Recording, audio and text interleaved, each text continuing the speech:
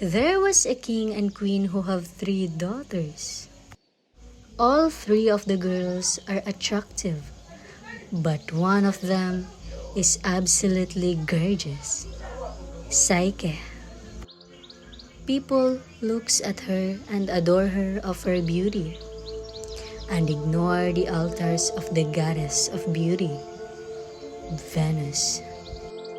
Psyche is more beautiful than Venus.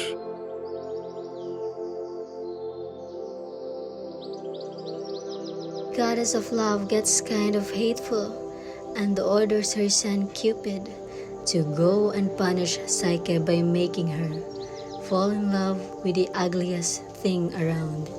Cupid sneaks into Psyche's bedroom to do his mother's bidding, but when he sees how beautiful Psyche is, he gets all distracted and pricks himself with his own arrow and leave without doing what his mother asked him to do.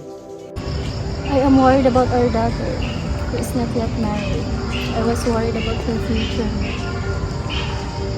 The parents of Psyche go to the oracle of Apollo to consult about Psyche's future. But the oracle said to be that Psyche will get married a monster neither god or mortal can resist. Lead Psyche to the mountain top to wait her monstrous husband there. The parents of Psyche do what the oracle instructed them to do. As Psyche reached from the top of mountain, the west wind Zephyr helped her and carried down to the field of flowers. Psyche comes across an amazing castle and goes inside.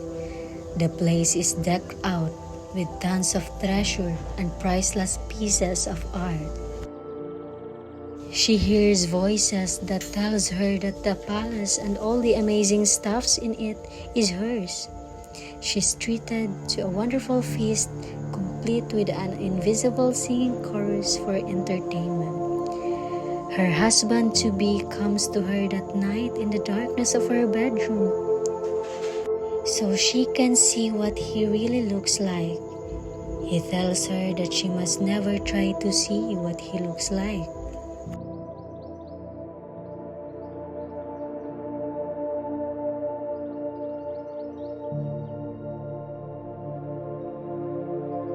She's cool with that for a while.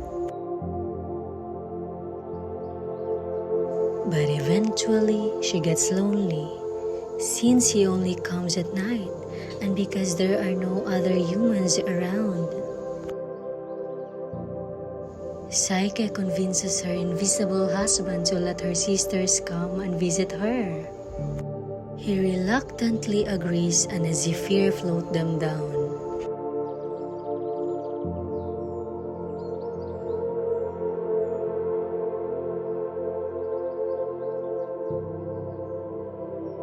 Psyche's sisters get super jealous about her incredibly posh lifestyle. They start interrogating her about who her husband is. At first, Psyche lies and says, "He's a handsome young man who spent all day hunting in the mountain."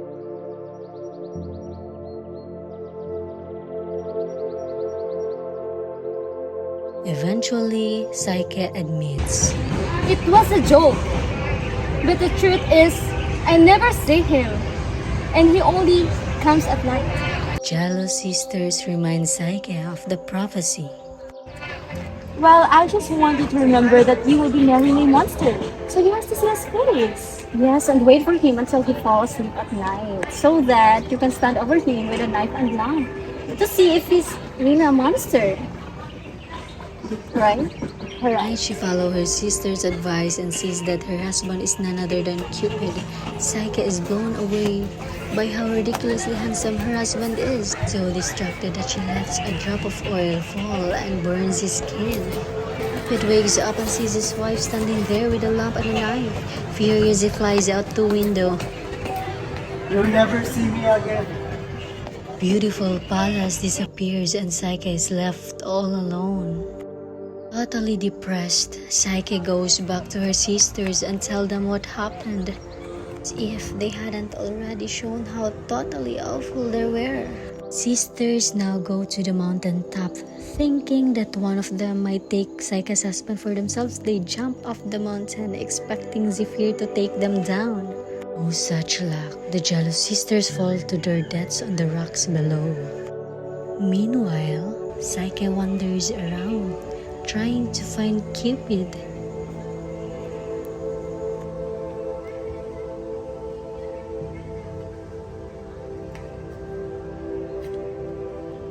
Ends up going to the temple of Ceres, goddess of the harvest. Ceres is impressed with Psyche's devotion. Could you grant me a wish? Or help me to find Cupid? I would love to grant you a wish, but I can't go against with Venus. Or take my advice, young lady. Go see Venus and beg for forgiveness. Psyche takes the advices of Ceres and quickly go to Venus' palace.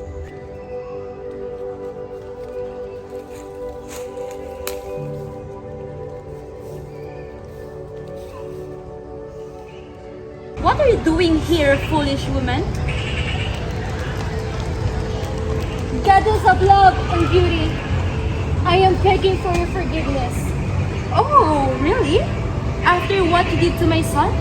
You burned him to death because of your ignorant mind. Now tell me, do you think I can still forgive you? The goddess of love tells Psyche that she must prove herself worthy to be Cupid's wife by completing a task. Psyche is taken to a storehouse full of wheat, millet, barley, and all kinds of stuff that Venus uses to feed her pigeons.